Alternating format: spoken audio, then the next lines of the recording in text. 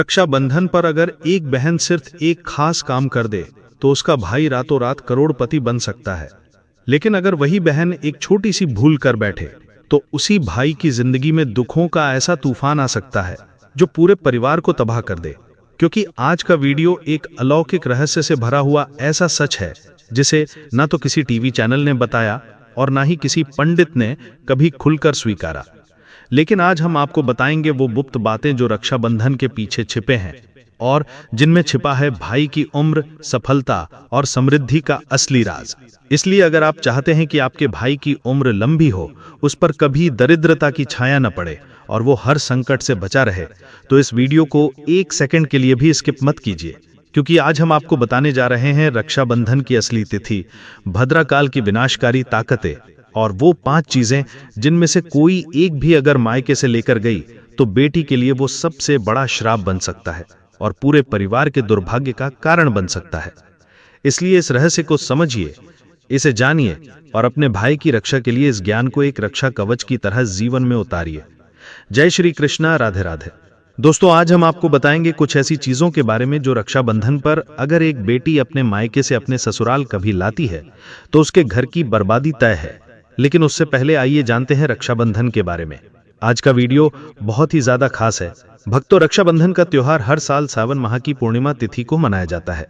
शास्त्रों में ऐसा वर्णन है कि रक्षाबंधन का त्योहार भद्रा काल में भूल कर भी नहीं मनाना चाहिए। भद्रा काल में रक्षा सूत्र यानी कि राखी बांधना बेहद ही अशुभ माना जाता है। शास्त्रों में कहा गया है कि भद्रा का त्याग करके ही रक्षाबंधन का पर्व मनाना चाहिए। इसके साथ ही रक्षाबंधन का त्योहार किस दिन मनाया जाए, इस पर बहुत ज्यादा ही उलझन की स्थिति है। मित्रों, इस बार कई लोगों का मानना है कि रक्षाबंधन 8 अगस्त को मनाना चाहिए और वहीं कुछ लोगों का मानना है कि 9 अगस्त को रक्षाबंधन का त्योहार मनाना शुभ रहेगा। तो ऐसे में आज हम आपको इस वीडियो में बताएंगे कि रक्षाबंधन का त्योहार किस दिन मनाया जाएगा और इसकी सही तारीख क्या है, 8 अगस्त या फिर 9 अगस्त। साथ ही आज हम आपको भद्रा काल का भी समय बताएंगे, क्योंकि इस बार रक्षाबंधन पर भद्रा काल का साया रहेगा। इसलिए राखी बांधने का शुभ मुहूर्त आपके लिए जानना अति आवश्यक है। और ये भी बताएंगे कि रक्षाबंधन पर मायके से भूल से भी इन वस्तुओं को नहीं लाना चाहिए। मित्रों, वीडियो को अंत तक जरूर देखें और आगे बढ़ने से पहले हमारे चैनल को सब्सक्राइब करके बेल आइकन जरूर दबाएगा। तो आइए शुरू करते हैं। मित्रों, रक्षाबंधन का त्योहार भाई बहन के अटूट प्यार का प्रतीक है। इस दिन बहन अपने भाई की कलाई में रक्षा सूत्र यानी कि राखी बांधती है और उसकी लंबी उम्र की और स्वास्थ्य की कामना करती है। और भाई भी सदा अपनी बहन की रक्षा करने का वचन देते हैं। भक्तों, आपको बता दें कि शास्त्रों में भद्रा काल में राखी का त्योहार मनाना अशुभ बताया गया है। इसलिए भूल कर भी भद्रा काल में आप अपने भाई को राखी कभी ना बांधे। इसके पीछे एक पौराणिक कथा भी है। ऐसा कहा जाता है कि लंकापति रावण ने अपनी बहन से भद्रा काल में ही राखी बंधवाई थी और 1 वर्ष के अंदर ही उनका विनाश हो गया था। इसके अलावा भद्रा, जो कि शनिदेव की बहन है, और उन्हें ब्रह्मा जी ने श्राप दिया है कि जो भी भद्रा के समय शुभ या फिर मांगलिक कार्य करेगा उसका परिणाम हमेशा ही अशुभ होगा। इसलिए आप गलती से भी भद्रा के समय रक्षाबंधन का त्योहार ना मनाएं। और रक्षाबंधन की शुरुआत के पीछे विभिन्न कहानियां हैं, जिनमें से एक के अनुसार भगवान कृष्ण के युद्ध के दौरान अंगूठे में चोट लगने पर द्रौपदी ने एक कपड़े का टुकड़ा बांधा। तब भगवान कृष्ण ने जरूरत पड़ने पर सहायता करने का वादा किया। भगवान श्री हरि विष्णु को राजा बलि के बंधन से मुक्त कराने के लिए माता लक्ष्मी ने राजा बलि को राखी बांधी थी। राजा बलि ने रक्षा का वचन दिया और भगवान विष्णु मुक्त हुए थे।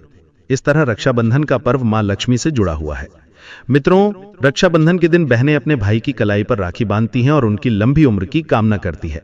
इसीलिए इस दिन भाई बहन दोनों को स्नान आदि करके और हो सके तो नए वस्त्र पहने, लेकिन याद रहे शुभ अवसर पर काले कपड़े ना पहने। वस्त्र पहनने के बाद मिलकर भगवान की पूजा करनी चाहिए। पूजा से पहले आप पूजा की थाली अवश्य लगा लें और उसमें रोली, चंदन, अक्षत, राखी, मिठाई आदि और एक शुद्ध घी का दीपक भी जरूर रख लें। मित्रों, दीपक आप चाहें तो आटे का बना लें या माटी का या पीतल का, जिससे आप अपने भाई की आरती करेंगे। भक्तों, अब आप इस पूजा की थाली को सबसे पहले भगवान को समर्पित करें और भगवान की कलाई पर पहली राखी बांधने से पहले मंदिर में राखी चढ़ाएं। इसके बाद आप अपने भाई को पूर्व या फिर उत्तर की ओर मुख करके बैठाएं और बहन का मुख पश्चिम की ओर होना चाहिए। मित्रों, रक्षाबंधन पर सबसे पहले घर के मंदिर में पूजा पाठ हो जाने के बाद भगवान गणेश को राखी अवश्य बांधें और फिर अंत में भाई की कलाई के लिए थाली सजाओ। फिर भाई को सबसे पहले तिलक करें, उन्हें रोली, चंदन और अक्षत लगाएं, उनके ऊपर थोड़े से फूल छिड़कें। यदि फूल आदि ना हो तो चावल छिड़कें और अंत में भाई की आरती करें। अब आप अपने भाई की दाएं हाथ की कलाई में राखी बांधें और इसके बाद भाई का मुंह मीठा कराएं, भाई के लिए मंगल कामना करें। राखी बांधने के बाद भाई भी अपनी बहनों को रक्षा का वचन दे कि बहन तेरी सदा मैं रक्षा करूंगा, तेरी हर जिद पूरी करूंगा, तेरी हर इच्छा पूरी करूंगा। माँ बाप नहीं है तो माँ बाप की कमी को पूरा करूंगा, पिता बनकर हर इच्छा पूरी करूंगा, माँ बनकर तेरा पालन पोषण करूंगा। और बहनों को उपहार वगैरह अवश्य भेंट करें। मित्रों, आइए अब जानते हैं साल 2025 में रक्षाबंधन को कब मनाया जाएगा। भक्तों, वर्ष 2025 में रक्षाबंधन का पर्व शनिवार 9 अगस्त को मनाया जाएगा। पूर्णिमा तिथि प्रारंभ होगी 8 अगस्त को दोपहर 2:12 पर और समाप्त होगी 9 अगस्त को दोपहर 1:24 पर। रक्षाबंधन अनुष्ठान का शुभ समय रहेगा 9 अगस्त प्रातः 5:47 से दोपहर 1:24 तक। रक्षाबंधन के दिन भद्रा का समय, इस साल रक्षाबंधन के दिन भद्रा का साया रहेगा और रक्षाबंधन बर भद्रा का प्रारंभ का समय सुबह में 5:53 पर है। उसके बाद वो दोपहर 1:32 तक रहेगा। इस भद्रा का वास पाताल लोक में है। हालांकि कई विद्वानों का मत है कि यदि भद्रा का वास स्थान पाताल या फिर स्वर्ग लोक में है तो वह पृथ्वी पर रहने वाले लोगों के लिए अशुभ नहीं होती है, उसे शुभ माना जाता है। लेकिन कई शुभ कार्यों में पाताल की भद्रा को नजरअंदाज नहीं करते हैं। आखिर हम हिंदू हैं तो हर शुभ कार्य का या अशुभ कार्य का पालन तो करना ही पड़ता है, किसी भी शुभ या अशुभ कार्य को नजरअंदाज नहीं कर सकते। और दोस्तों, रक्षाबंधन के शाम पंचक भी है। रक्षाबंधन वाले दिन शाम के समय में पंचक लग रहा है। पंचक शाम 7 बजे से शुरू होगा और अगले दिन सुबह 5:53 तक रहेगा। पंचक को लग रहा है, जो राज पंचक होगा इसको अशुभ नहीं माना जाता है, ये शुभ होता है। उस दिन भाइयों को राखी बांधने के लिए 7 घंटे 38 मिनट तक का समय मिलेगा। भक्तों, इस बात का ध्यान रहे, भद्रा में राखी बांधने से हमेशा घर परिवार का विनाश होता है, इसलिए भाई को इस समय कभी राखी न बांधें, पूरा घर परिवार कंगाल हो सकता है। लंकापति रावण को इसी समय राखी बांधी गई थी, इसीलिए उसके पूरे कुल का विनाश हो गया। इसलिए समय के अनुसार ही रक्षाबंधन का त्यौहार मनाना बहुत ही शुभ और मंगलकारी रहेगा। मित्रों, थोड़ा कठिन जरूर है, लेकिन यह समय आपके भाई और आपके परिवार के लिए शुभ रहने वाला है। भक्तों, कई लोगों के यहाँ ये परंपरा होती है कि वे लोग सूर्यास्त होने के बाद रक्षाबंधन का त्यौहार आदि नहीं मनाते हैं। भक्तों, मुहूर्त पर राखी बांधने से भाई को कई लाख गुना शुभ फलों की प्राप्ति होती है, उसका कभी अमंगल नहीं होता। ऐसी बहन का भाई जहां भी जाएगा दिन दुगनी रात चौगुनी तरक्की ही पाएगा।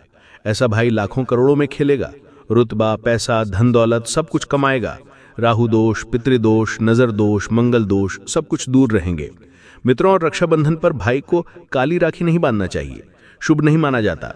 भाई की कलाई पर हमेशा लाल रंग की राखी बांधना बहुत ही शुभ और मंगलकारी माना जाता है। भक्तों, रक्षाबंधन के पावन अवसर पर उपहार में बहन को चाकू, छुरी आदि कभी नहीं देना चाहिए, इससे जीवन पर नकारात्मकता का गहरा असर पड़ता है। ऐसे में बहन को सफेद कपड़ा भी उपहार में नहीं देना चाहिए, कोई चप्पल आदि भी नहीं देना चाहिए। उपहार में दक्षिणा, सुंदर भेंट अवश्य देना चाहिए। एक प्यारी बहन ने अपने भाई को भाई बनाया, भाई का दर्जा दिया, तो भाई अपनी बहन के लिए इतना तो कर ही सकता है। बड़ा सुकून और सुख मिलता है।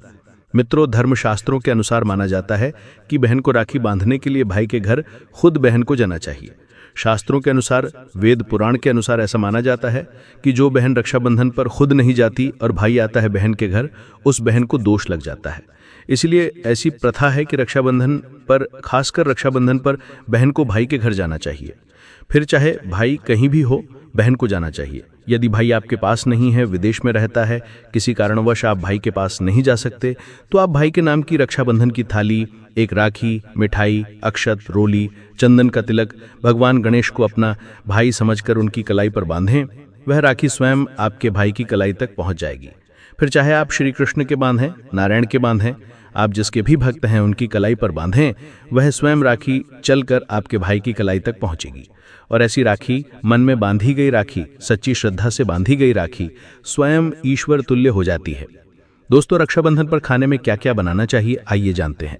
देखिए, रक्षाबंधन के समय बिना लहसुन प्याज का खाना बनाना चाहिए, क्योंकि इस समय देव शक्तियाँ, ईश्वर स्वयं धरती पर चलकर आते हैं। वो भी अपने भक्तों से राखी बंधवाने के लिए धरती पर स्वयं पधारते हैं और उन्हें भोग लगाते हैं। ऐसे में जो भाई होते हैं उनके अंदर साक्षात ईश्वर का उस दिन वास हो जाता है। भगवान भाई के अंदर बसते हैं। इसलिए लहसुन, प्याज, मांस, मदिरा, सिगरेट, गुटखा आदि इस दिन कभी नहीं खाना चाहिए, नहीं तो रक्षाबंधन खंडित हो जाएगा, बहन का व्रत टूट जाएगा।